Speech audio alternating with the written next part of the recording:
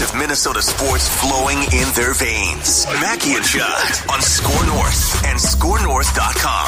Kwesi's a very quick learner, and I think his ability to speak multiple languages, if you will, makes him kind of a natural, bridge and ambassador really across the football operations spectrum. And I think that's kind of where his superpower, so to speak, resides. He's done everything. Like he's done, a ton of, tape evaluation. He's gone on school calls, school visits, involved in everything from, free agency, draft meetings, no different than, our heads of personnel or our scouts. It's an important part, right? Because a major part of the role of the general manager is talent acquisition. Who do you guys think is the best Browns GM in the last 20 years? Is it Andrew Berry or Sonny Weaver Jr.? Sonny was so good. Sonny's the second. And plus, his life was always in upheaval, and yet he still ran the Browns so effectively, especially when they got to, what was that day? Oh, draft day. Yeah, draft day. I mean, Sonny Weaver he wasn't trading back for 7th round picks. Okay, he was aggressive. The coach was not good. Yeah, the coach. Can't remember the coach's name. Dennis. What's the guy's name in real life? Dennis Leary. Dennis Leary. Yeah, but I can't recall his name as the coach. But I mean, a linebacker drafting high. Come on, dude. Vontae Mack, always Judd. Always Vontae Mack. Come on. Very good, Declan. Very good. All right, boys. We've made it to Feedback Friday here, and we're gonna devote the whole show to Feedback Friday. At some point, we promise we will bring back the Mackey and Judd movie review franchise, but there's just so many things happening right now. Yeah. The feedback is overflowing through the SKOR North app. You can always send us messages, critiques, whatever you want. Twitter, Instagram, SKOR North TikTok is over 4,000 followers. The YouTube channel. All of the feedback pipelines are open here for business. So let's go Vikings intensive here for the first part here. A lot of Kwesi stuff here. Kevin Peterson via the SKOR North app says, watching the new Vikings GM interview, super impressed with his presence and composure. The dude seems legit, and I'm excited for the future.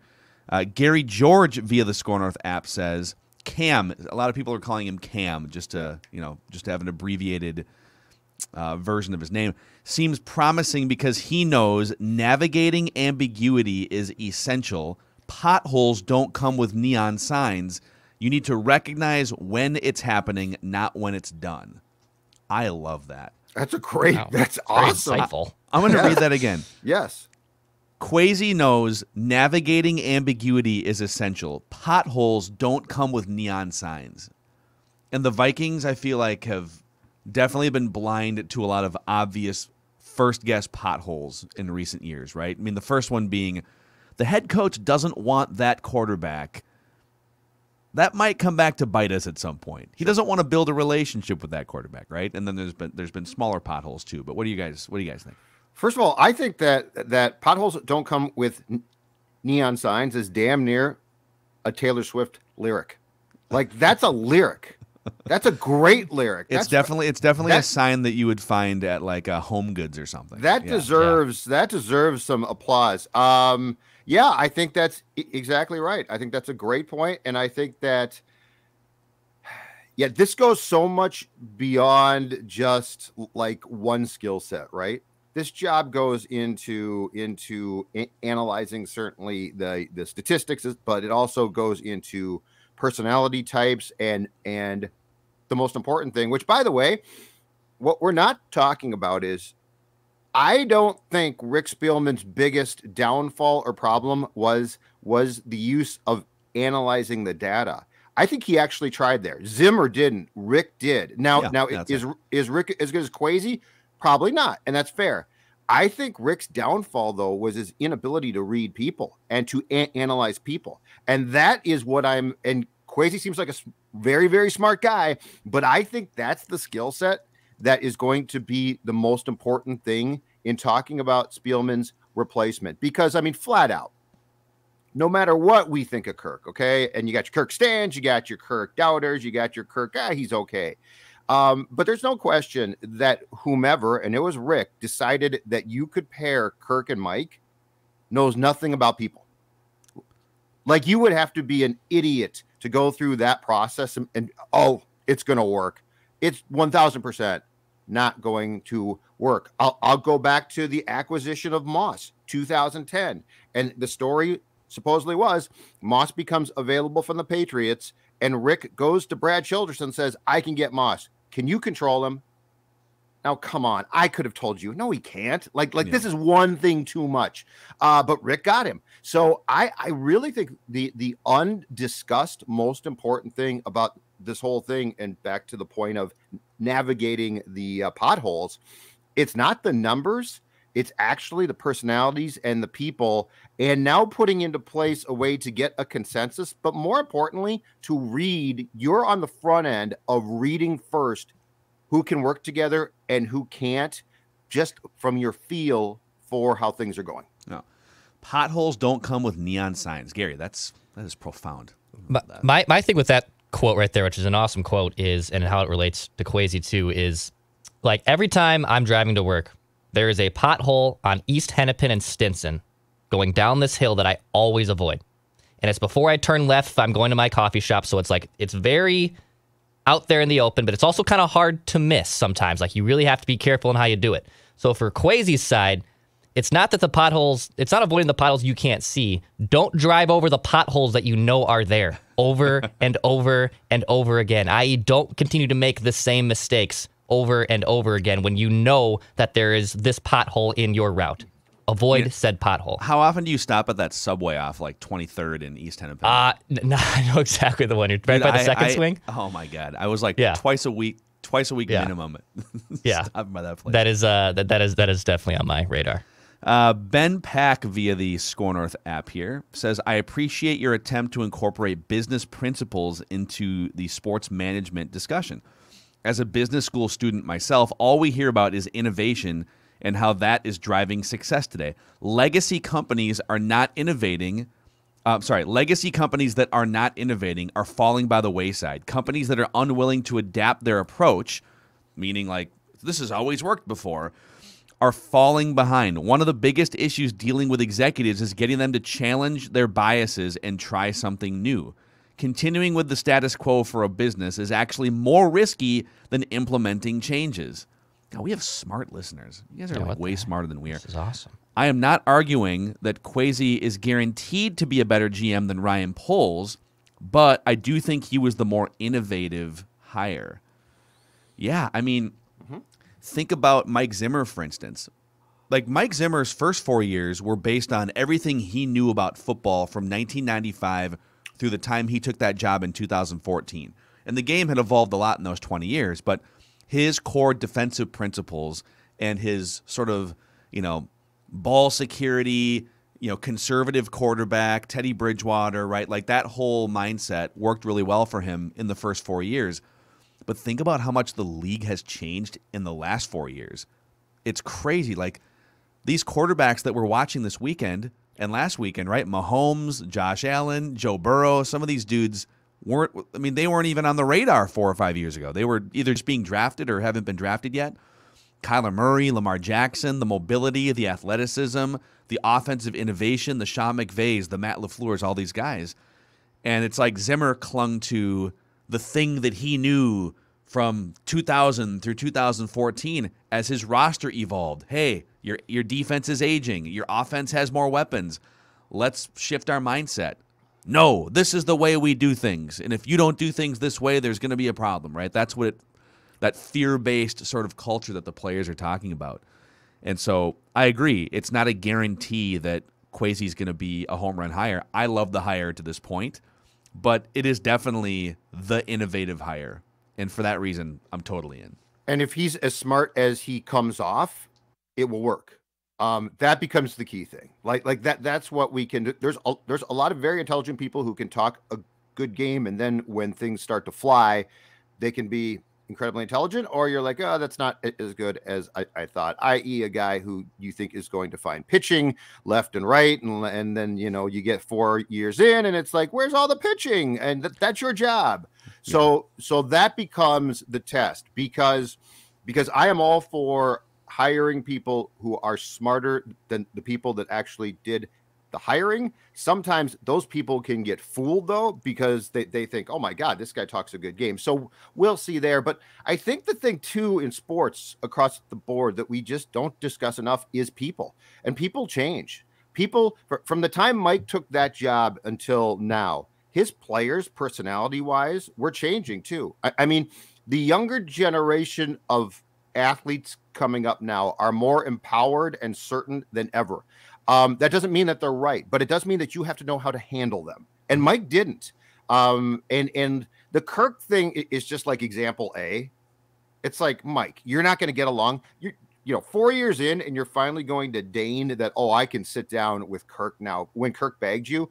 But I'm sure that there are countless examples of guys who were coming up and being drafted that Mike was like, well, this is how I do things, and it's how you should as well. And the players were like, hold on a second, that's not, no. So this is also very important to this entire equation, I think, is adaptability. Mm-hmm. If you can't change, you're screwed. So it's why this is such an interesting, in my opinion, experiment of going in a different direction. But I'm very curious to see how it works. I think it will definitely benefit some players too. And the reality that I'd love to see is Kwesi behind closed doors. Just as far as, because I think the guy that we saw at the press conference was trying to be as welcoming as possible to people. But, you know, behind closed doors, it's not that you have to be a jerk, but you do have to be certain. And I think he could be. So, yeah, I think the other thing that really stood out yesterday, and just in all of the other clips from him with the Browns, and then also just gathering some of these quotes that are coming out from some of his former coworkers, he's not just IQ smart. I think we focus so much, if there's an analytics guy, he's a brainiac, right? He's IQ smart, and he is Princeton, he's Ivy League and Stanford, and so he has a high IQ, and that's all true. But I think what stood out the most is his emotional intelligence, his EQ, just his ability to work with people, to level with people. You could even sort of tell, like, in his answers to some of the questions that reporters were asking. And I'm not here to, like, throw stones at reporters, but, like, there were some, like, weird questions and some, a couple questions that were just sort of like, come on. And he wasn't condescending. He kept getting the analytics question, right? We're like 15 years, 20 years into the Moneyball era of sports, and we're still asking these like basic level questions about, so analytics, are you going to use analytics? It's like, and he could easily just come in and kind of roll his eyes and be like, this question is beneath me. But he comes down to your level in a non-condescending way, and he explains, it's not analytics is just a word. It's a word that we should just throw out. It's about gathering information and data points, whether they're numerical data points or scouting and subjective data points, and forming consensus opinions. These are all little bets that we have to place on players, on contracts, on the direction of a team, on a coach, and it's about information gathering. And I just love the way that he explained that in such a likable and level-headed way yesterday. So, here's another one, just it kind of ties into this. Robert Laguerre via the SKOR North app says, question for you guys. He actually wanted this to be answered on Purple Daily, but sorry, Robert, we are an Equal Opportunity Feedback Friday show here. Hopefully you find this. Does Kwesi's background suggest he will be the money guy, quote unquote, when the new head coach will have majority roster control and rely on the new coaching staff and scouting staff to draft prospects? This, I think, is a common misperception that because he has a Wall Street background and because he's an analytics and numbers guy that he's basically going to be like a duplicate of a Rob Brzezinski. I'm sure he knows his way around the salary cap, but he's not being brought in as the money guy. Rob Brzezinski's the money guy, and maybe, who knows? I think it sounds like he's going to stay. He was involved in the search process. This is about the way that Kwesi evaluates players and a team within a market. And he was asked a question yesterday by one of the TV reporters. Man, was there a point where you decided to go from Wall Street to the NFL? What was sort of that point when you made such a big change, because Wall Street and the NFL are such different worlds? And his answer struck me. He said, they're really not that different. like you may think that they're different because like one of them has 22 guys on a field that are ripping each other's heads off, and the other one is about commodities or money or whatever it is. He said it's about data points, information gathering, it's about team building, and all these things. And he's right. He's right. A GM in a front office of an NFL team is not the same as being a player on an NFL team. The worlds are actually very similar. And so here's where I would have loved him to cut open a vein, because he is right. Because I think that we confuse, and I am not saying that I am Mr. Wall Street, okay? But I think we confuse that with business. Like you were a businessman. Wall Street and the National Football League have one thing very in common: completely cutthroat, nasty, cutthroat decisions that have to be made quickly.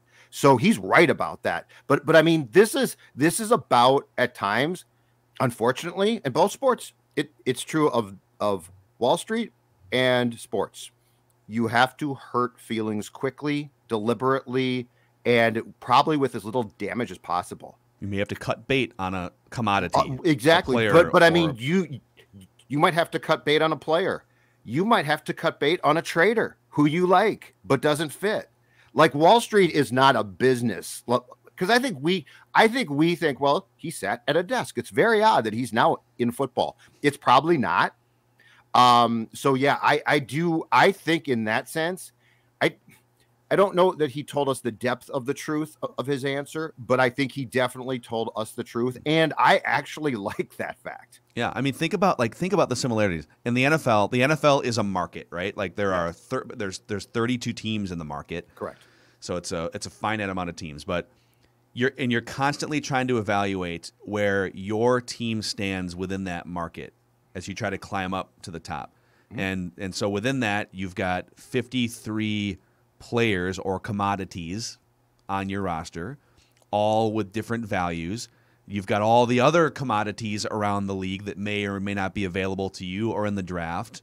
There is a salary cap, like you're trying to figure out value within the salary cap. Yep.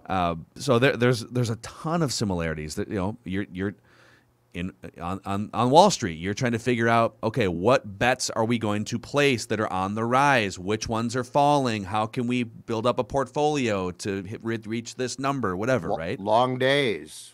You start early and probably work very, very late. Very little certainty. Yes, you're going to have to make a decision on like something that might not be 100%. Exactly. I love it. Evan Beckford via the SKOR North app. Kwesi said that one of the first things on his agenda is to talk to players and get a feel for the direction the team should go. Who is the first player he calls, and who do you think it should be? Ooh. God, these are like 3 or 4 great questions and great points. I love this. I think the first player he calls off the top of my head would probably be a guy. Well, you know what? No. It's one guy, JJ. I call Justin Jefferson because the reality is he is the star of your team. He's a dynamic, young, smart guy, so he's going to shoot straight. I loved where Jefferson was by the end of this past year as far as his reality check of seeing things. I came in, our team was flat. I'm not quite sure why, but we were flat, right?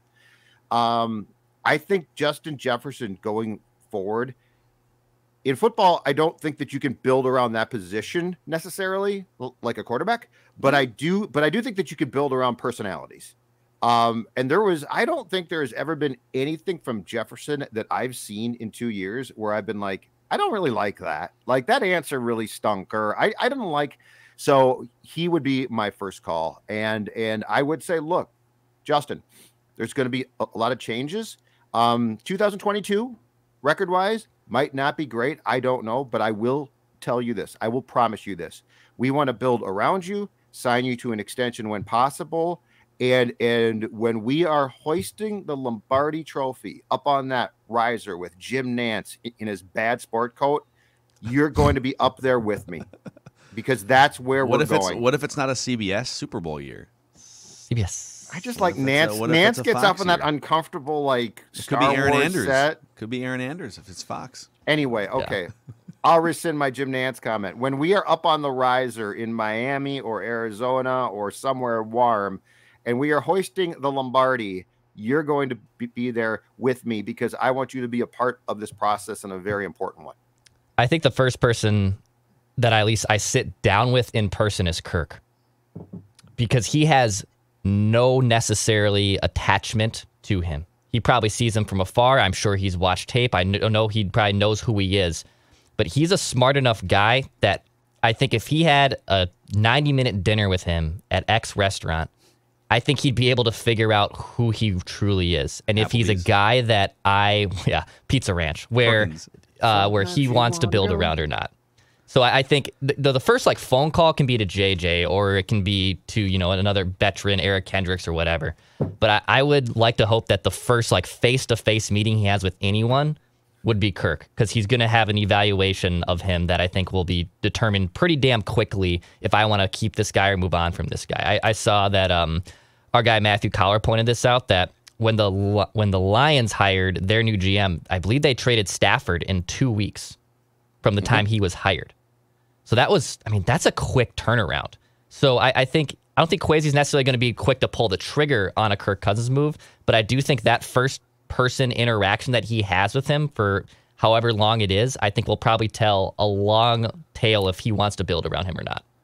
I agree. It's Cousins, because I need to know. I mean, it's the biggest decision that he has, and maybe he already has his mind made up. But like, you're going to want to, he's coming in from the outside. I'm sure he's gotten the thoughts from the ownership group on, what they think the direction should be. But I want to know, okay, is there another level of this guy that just hasn't been unlocked because the Vikings haven't had the right infrastructure? And I have I'm 80% sure I know the answer, but I want to talk to him and figure it out. One thing I would love to know is if you are truly the leader of this team, and I think it's really important for your quarterback to be talented, make all the throws, and Kirk can make all the throws, but also be the leader of the team. They're looking to you. You're the one in the huddle that's literally dictating every single play. They're looking at you. You're the highest paid player. Like, you can't just be an I just work here guy. You have to be more than that. And I would want to know, why in the last 3 weeks since they fired everybody have we not heard from you? He has one social media post since that happened, and it was actually posted yesterday. It's a picture of him and his kids. It's great. They're having a good time. He has not spoken, unless I'm wrong, he has not spoken on the state of the franchise that he leads. Yeah. Other players have. Adam Thielen, Brian O'Neill, Eric Kendricks. That's a big thing if I'm the new general manager. I want to know, are you the leader of this team or not? I know the answer. The answer is no. But I want to hear it sort of face to face, or maybe, I don't know, maybe over a Zoom. I completely, with all due respect, disagree with both of you, and here's why. I don't want to talk to Kirk. I don't need Kirk. Kirk is going to spin it. This guy is really smart, right? Which one? Kwesi. Okay. I graduated from Benil, but I'm going to tell you right now how this works. What you need to do is you need to talk to everyone around Kirk. What Kirk says to me, I don't give a damn. Kirk's gonna spiel away about Kirk and about what he believes, and he'll probably utter in the course of a conversation 5% truths. But what people who worked with Kirk and played with Kirk will do is tell you the truth. And that's what I want to know, because Phil, you're right. The key thing is not can Kirk put up a good box score, not where can Kirk land in the quarterback rankings, but where can Kirk take you as far as ultimate team success. And that's why I want to sit down with everybody who plays with Kirk first and say, what do you think of Kirk?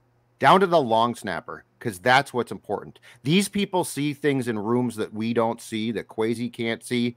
And Kwesi should be smart enough to know that guys like Kirk are great at presenting their case for Kirk. The last thing I want to do is get pulled in by false promises, because that's what Kirk will do. That's what people do.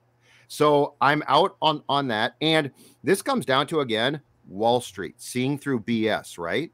And cutting bait as quickly as possible and making really hard decisions. But when it comes to Kirk, the last person I talk to is Kirk, because I want to know what everybody else thinks of Kirk, because he's the guy who's going to lead them. And if they tell me the truth, It might be. I don't even need to talk to Kirk. Randy Dorhofer via the SKOR North app says, "Hey, Mackie, I want you to admit when this turns to crap, you don't know a damn thing about football. When it turns to crap, Randy, they've like a missed pumpkin, like Cinderella, like it just." I was going to say, what is it right now? What? How would you characterize the Vikings the last 2 years? Now, okay, if the Jets are crap, maybe the Vikings aren't crap. They're more competitive than that. But I don't know. This whole there's a certain percentage of fans that are like clinging to. Be careful. Be careful getting rid of Zimmer. Be careful getting rid of Kirk. It's like they've been 500 or below for 700 plus days.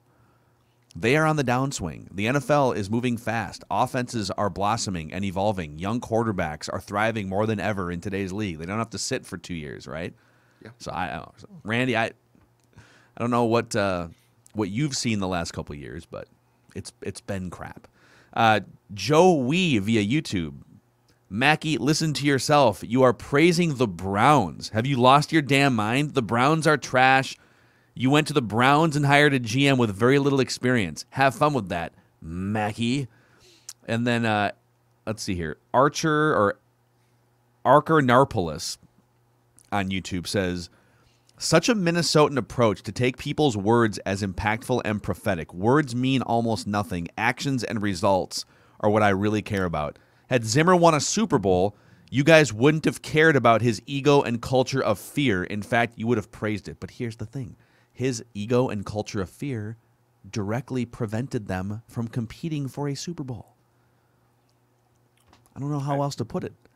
But that's part of the reason why they went on the downturn. I would have been all for it, absolutely. But it was never going to work in today's NFL. You can't treat players that way, and you can't coach that myopically. There's no scenario in which Mike Zimmer wins a Super Bowl treating players that way. I'm sorry. I agree. If his first point is that Kwesi gave a really good press conference, but it doesn't mean a lot right now. That's fine. I agree with that part. But yeah, they haven't hired a coach yet. So, folks, sorry, but this could end up being great or bad. I think the mantra should be this. At this point, it's worth the chance. Like, I think that's what we're saying, right? Like, something had to change here. Mm-hmm.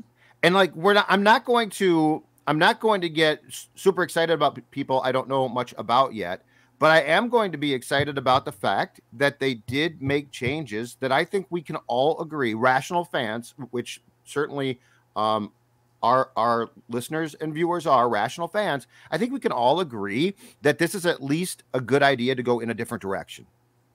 Be careful what you wish for. But is that fair? I'm not like this is going to work for sure, but I also know this. Spielman and Zimmer didn't work. Yep. So if we all agree that the path they were on is not a Super Bowl path, yes, then so Super Bowl's out the table. Are you that fearful of, well, what if they go 4-13? What's the difference between 4-13 and 7-10 or 8-9? In fact, I would argue 4-13 might be better for a year. But I was just gonna say. So I feel like the people that you're talking about, Phil, are be careful, you might become the Lions. Do you know how hard it would be to become the Lions? The Wilfs are such more competent, and like there's no way that will happen. But if you come to me today and say, okay, 2022, you're going to win 3 games, I'm on board. I would prefer them be more competitive, but I am not scared of 3-14. I want the draft pick. I want a year there, but there's this whole thing of the fear goes from be careful because you might become what the Browns were for 20 years. Mm-hmm. Do you know how hard it is to institutionally become that horse bleep? I think because we've stared at the Timberwolves for 20 years. Okay. We'll talk about them here soon. Okay. And because Ponder happened, I don't know if this is like a Minnesota thing or what, but like we tend to look at the worst case scenario that happened with Ponder and that happened with the Timberwolves or that happens with the weather or whatever, and we think, well, it's gonna be like that. It's gonna be like that. Just be careful. It's like, well, no, if you took 5 more shots in the draft, you're not going to draft 5 Christian Ponders. You're probably going to land a Justin Herbert. And you might land him on the first try. But you can't land him if you don't try. I mean, it goes back to those comparisons I made when we did our pie chart of blame and stuff, and I did attachment styles and relationships. Those people are anxious people. They're anxious because it's not a secure relationship, and they're fearful of what they could lose if they remove themselves from that person who they think is the secure part of their life, but it's not. It's literally not. It's being afraid of finding the true happiness. So like when you are too afraid to remove yourself from that person, oh my God, what's my life going to be like? It's probably going to be better because you're so anxious and you don't know what the hell you want. And it's causing you turmoil. So that kind of like mindset in general, it goes way beyond sports. I think the people that say, be careful what you wish for, getting rid of Mike Zimmer, be careful what you wish for. If you fire Ron Gardenhire, what's going to happen to the Twins, right? Like there's other things out there that probably are going to benefit you in the long run. Yeah, I think it's really exciting. I mean, I love that one. Awesome. That's very good, Declan. Very good. The therapy sessions are paying off for the show and for you personally. It's great. Yes. I think sports is this though. I think sports fans in this town are basically a prime example. Stockholm syndrome. I think we're held hostage. And I say that because think about what we're told by the Vikings and their fans, people that are basically their play-by-play guy. If you think about this, right? I think we are held hostage by this thing of we actually think we're joining the family. Well, what the Vikings do is right because we're told, right? And so we all of a sudden agree to rob banks and rob stores because we're in the purple van. This is great. I'm in the purple van, right? It's like, no, you're not. They don't care about you. They care about your money. But that's where I think it like crosses a bridge because what Dex is saying makes perfect sense. But deep down, I'm an anxious person. It's part of my problem. But in sports, I can separate myself. Like sometimes you just got to say, I'm anxious. Think about me. I don't get my front door because I don't want to be stormed past and be held captive. That's anxious, okay? That's messed up. There's something wrong up here. But when it comes to sports, I think it is a credible case of Minnesota sports Stockholm syndrome. Yeah. Also, like, what if they go 3-14? So, yeah. Oh, well, then you'll enjoy some fall weather on a Sunday earlier than you otherwise would have, and they'll try again next year. Like, but I'm done banging my head into the same wall year after year. Try something new, and they are. One more here until we get to some Wolves discussion. Andrew Barabee via the SKOR North app. Guys, I got to call out Phil and Declan. You talked about the Royal Rumble on Write That Down this week, and you both said the WWE didn't take into account the NFL's schedule change. But the Rumble is on Saturday, so they did take it into account. I knew that. Sorry, WWE. He did also say on a separate note, you criticized the WWE for their lack of creativity. I will grant you that, but consider giving them another look. You can see a clear attempt at change right now. A lot of backstage stuff that wasn't happening 6 months ago. A lot of backstage stuff, like some of their top superstars have been released in the last 6 months. Yeah, I'll say two things. I'll remove Phil from that because I think I could have told Phil it was on Friday and be like, yeah, I bet it's on Friday. I don't watch WWE anymore. So he was at the mercy of my buffoonery, assuming that it was on Sunday. And then also to the point of the creativity, no. There's a phenomenal article if you really want wrestling nerd. Who was that wrote that comment, Phil? Andrew. I think Sports Illustrated put this out like a month ago. It used to be you're a pencil, you're writing things in for storylines. Vince McMahon is the eraser. He erases storylines. He's not creating storylines. He erases them because he's insane. He's lost his fast. You talk about guys that have lost his fastball. Vince McMahon has lost his fastball, dude, and that's saying something. That dude's a creative genius when it's all said and done. But WWE, no, I'm out. Yeah, it's can't do it. It's a tough product. AEW. No, Judd, we can't get you into some AEW. God, I would love for No, I'm busy. Judd to join AEW. Okay.